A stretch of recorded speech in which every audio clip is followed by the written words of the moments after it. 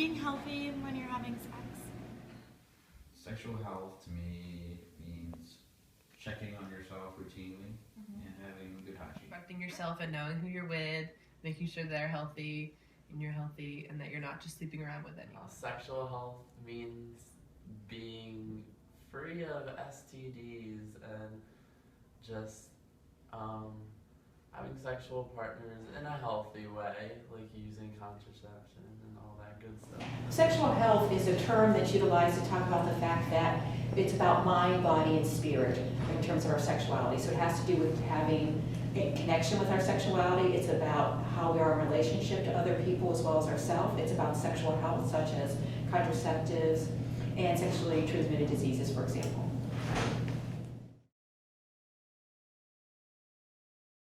Being more cautious and getting tested more often. People our age could improve their sexual health by knowing the signs of STDs. People our age are a lot more reckless with some of the sexual decisions they make, and they should really be aware. I know that they're more educated, but still sometimes they just choose to do their own thing, and they need to be safer with what they do. I think college students can improve their sexual health by one, exploring their sexuality and trying to have an understanding of what that is for them. It can mean sort of looking at who they are as sexual beings. It can include choosing to be whether or not they want to be sexually active. It can be learning information about how to take care of themselves if they choose to be sexually active as well. And I give more examples. I just think it's an important part of us as beings to have a sense of who we are, as well as have information so that we can take care of ourselves.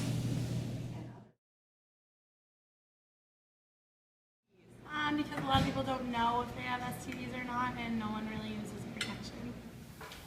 At this age, our hormones are at maximum capacity, and I feel that one thing will lead to another.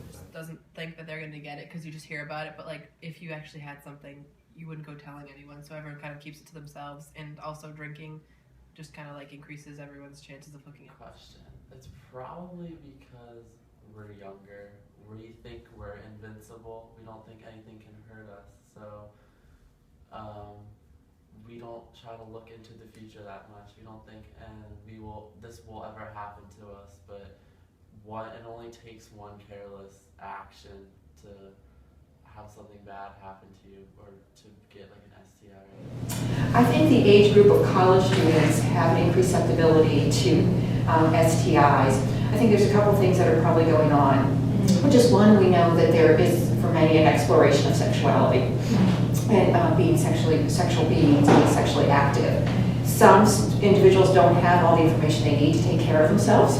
I think also in many cases we like to believe that we aren't susceptible to getting STIs, or that we can figure out by looking at someone whether or not they have an STI.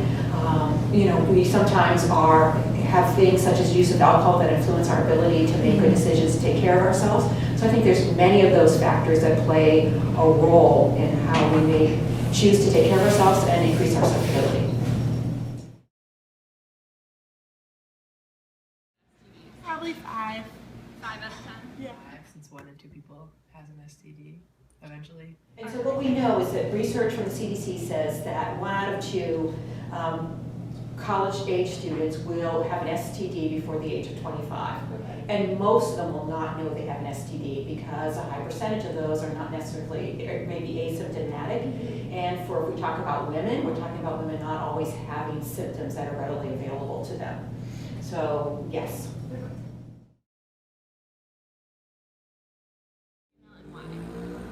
I would say it's equally as likely. I don't really know why there would be a difference. I would say female, not because I know the facts. I'm actually quite uneducated in the fact, but I believe that females have STDs that show up without signs, so they don't understand and know when they're there. Like guys don't care about like using condoms or stuff, and like as much as a girl would, they just like want to have sex, so they don't think about those things. Well, girls are more worried about it, but girls also like don't have symptoms as much, so it's probably kind of like equal.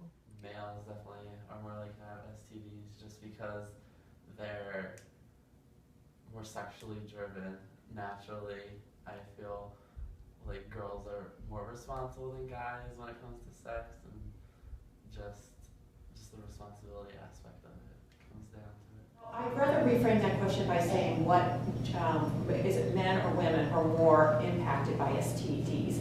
And what we know is it's women. Okay? Women are more likely to be diagnosed with an STD. Partly it's because we utilize healthcare systems more, which is luckily for us. Two is for us, we don't always have symptoms. We are symptomatic, or maybe in later stages before we show symptoms, because for men, their genitalia are external, right? So they're more likely that they're going to be able to identify a difference sooner for them. We also know that women, in terms of just our bodies, in terms of how they're set up, STDs like warm, dark, moist areas. Talk about areas for women, our vaginal areas, which is set up for that. So definitely those are a few factors.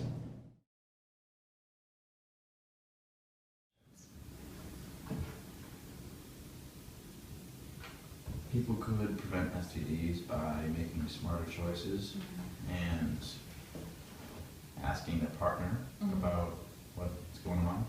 Especially if it's a one-night stand. Definitely, yeah. Thank you.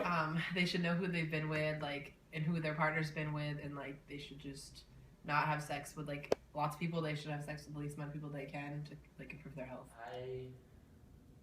Just being aware of just being knowledgeable, not ignorant about the STDs that you can get, like knowing what's out there, and other than that, I can't, just like be safe, be smart, don't go too crazy, like limit sexual partners,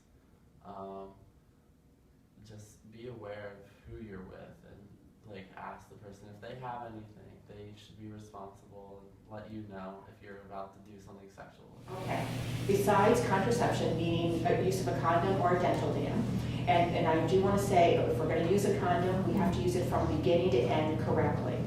Okay, that's really an important piece because it decreases our risk for STDs.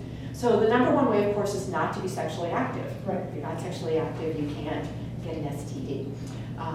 Condoms will decrease that, and dental dams will decrease that. Other things is that you knowing your partner, limiting your partners, getting STD testing on a regular basis are all important ways that we can take care of ourselves. Making sure that we have, for those STDs that we can get vaccinated for, that we do. So HPV is a fine example of that. Both men and women should be vaccinated for that.